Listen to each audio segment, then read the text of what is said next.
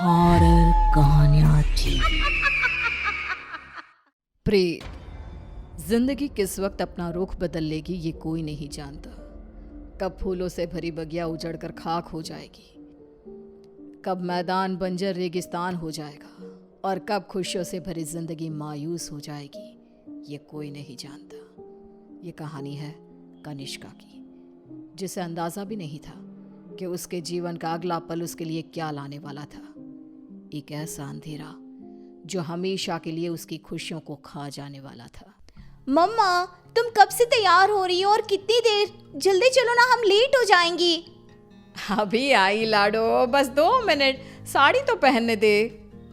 लगता है आप भूल गई है कि आज मेरी कॉन्वोकेशन सेरेमनी है और मैं फर्स्ट आई हूँ। आज के दिन मैं लेट नहीं हो सकती मम्मा। इसीलिए तो समय लग रहा है लाडो। जिसकी बेटी फर्स्ट आई है उसे तैयार भी तो फर्स्ट क्लास होना पड़ेगा ना। कनिष्का बचपन से ही पढ़ाई में बहुत तेज थी। हमेशा फर्स्ट आना, एक्स्ट्रा करिकुलर एक्टिविटीज में पार्टिसिपेट करना और अपने घर वालों का नाम रोशन करना, ये सब उसके लिए आम था।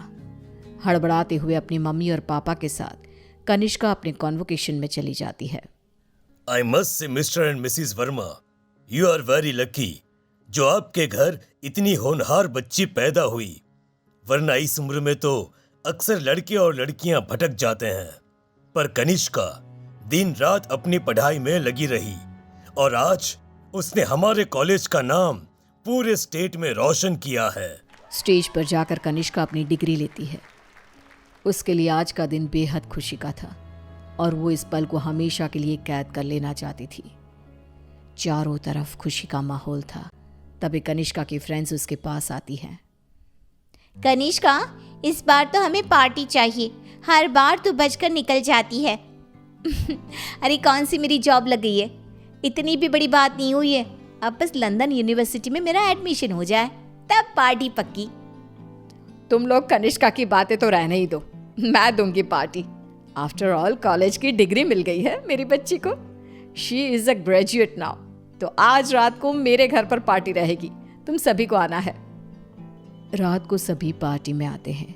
सभी बच्चे नाच कूद रहे होते हैं। तभी कनिष्का खिड़की पर जाकर बाहर देखती है, जहां सामने के घर की छत पर बैठी एक औरत उसे लगातार घूरे जा रही थी। ये मिस्टर शाह के घर में ये औरत कौन है? वो तो अकेले रहते हैं। तभी वहां कनिष्का की फ्रेंड आ जाती है। तू यहाँ रात को बाहर तारे देख रही है क्या? चल ना, सब कितना एंजॉय कर रहे हैं। कनिष्का नेहा के साथ चली तो जाती है, पर उसे बहुत अजीब महसूस होने लगता है, मानो कोई सदियों पुराना दुख उसकी आत्मा को याद आ गया हो। ये अचानक मुझे रोने का मन क्यों कर रहा है? और ये स्मेल कहाँ से आ रही है? मम्मी, मम्मी, लगता है कोई पार्टी में नॉनवेज ले आया है। Are you gone mad, Kanishka? We all know कि तुम्हारी फैमिली वेजिटेरियन है। तो ये सड़ी हुई मछलियों का गंध कहाँ से आ रहा है? क्या मजाक है ये कहकर कनिष्का जोर जोर से चीखने लग जाती है। कनिष्का की आवाज सुनकर गौतम वहां आता है। ड्रामा मत करो कनिष्का, बस इसी कारण से ही मैं पार्टी वार्टी पसंद नहीं करता। चलो जाओ जाओ अपने कमरे में। सभी अपने अपने घर चले जाते हैं और इसके बाद कनिष्का का बिहेवियर और भी खराब होता जाता है। रात को 3 बजे अचानक उठकर कनिष्का दीवारों से बातें करने लगती है। उसकी आवाज़ सुनकर रीना भागते हुए आती है। अरे बेटा, इतनी रात को तुम यहाँ पर क्या कर रही हो? और दीवार को देखकर किससे बात कर रही हो लाडो?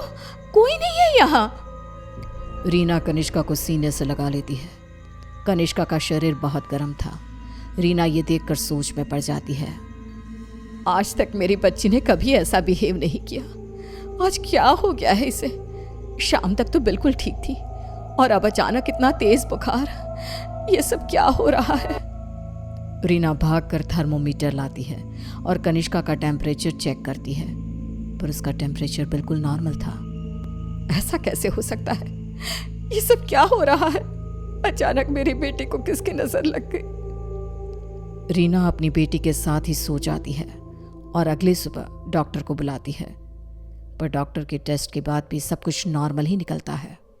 अब ये क्या नया लफड़ा आ गया है? एक और नया खर्चा।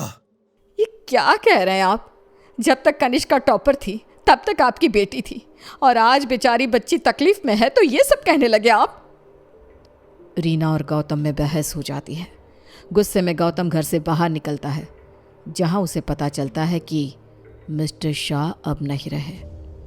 वो घर आकर कनिष्का के पास बैठी रीना को इस बात की खबर देते हैं, जिसे सुनते ही अब तक सोई कनिष्का अचानक मुस्कुराने लगती है और भागती हुई अपनी अलमारी खोलती है और सारे सामान को बाहर बिखेर देती है। क्या ढूंढ रही है बेटा, मुझे बता लाडो। इतने में कनिष्का के हाथ कैंची लग जाती है, जिसे लेकर वो अपने सर के सारे बाल काटने लगती है। मिल गया मम्मा, मिल गया। ये क्या किया तूने? अरे क्या हुआ है लाडो तुझे? मुझे बता। तूने कल से कुछ खाया भी नहीं। कुछ खा ले बेटा, कमजोर हो जाएगी। पेट भर गया है। कितनी उल्टियां भी की मैंने। पूरे के पूरे शाह को खाकर बैठा हूं मैं। खाकर बैठा हूँ? ये सब क्या कह रही है तू? बाथरूम में जाकर देख ले। रीना बाथरूम में जाती है, जहाँ बेसिन में नीले रंग की उल्टी थी, जिसमें मांस के टुकड़े थे, जिसे देखकर रीना को भी उल्टी आने लगती है। वो भागकर वापस कनिष्का के कमरे में आती है। सुनिए जी, हमें जल्द से जल्द कनिष्का को किसी पंडित जी के पास ले जाना होगा। ये कुछ और ही है। आज के जमाने की होकर तुम ये सब क्या कह रही हो? ऐसा कुछ नहीं होता। गौतम अपनी पत्नी की बात को इग्नोर कर देता है। इसी तरह दिन बीतने लगते हैं। भूखी रहने के कारण अब कनिष्का के शरीर की हड्डियां भी दिखने लगती है। उसकी आंखों के नीचे काले गड्ढे आ चुके थे। अब मैं किसी की नहीं सुनूंगी, बहुत हुआ। रीना अपनी जान पहचान के एक पंडित जी को अपने घर पर लेकर आती है, जो कनिष्का की हालत देखकर ही समझ जाते हैं। बच्ची की हालत बहुत खराब है, इसे मैं नहीं संभाल पाऊंगा। ये मेरे गुरुजी ही कर सकते हैं, जो कुछ ही दिन पहले साधना के लिए हिमालय जा चुके हैं। रीना हर तरफ हाथ पैर मारती है कि कहीं कोई रास्ता दिख जाए। फिर उसे घोस्ट कैचर के बारे में पता चलता है। डूबते को तिनकी का सहारा समझ रीना उनकी टीम को भी अपने घर पर बुला लेती है, और वो लोग कनिष्का से पूछताछ शुरू कर देते हैं। क्या आई हो तुम और कौन हो? कितनों के नाम बताऊं? मतलब तुम एक से ज्यादा हो। एक से ज्यादा हो इस लड़की के शरीर में। बताओ बताओ कितने हो? हम 42 प्रेत हैं। कनिष्का की बात सुन वहां मौजूद सब लोग हैरान रह जाते हैं। उसके शरीर में बसे इन प्रेतों को निकालना अब किसी के बस में नहीं रह गया था। उसी शाम कनिष्का की मृत्यु हो जाती है, जिसका सदमा रीना बर्दाश्त नहीं कर पाती और सब कुछ छोड़ अपनी बेटी के साथ हुए इस हादसे के पीछे की वजह का पता लगाने निकल पड़ती है।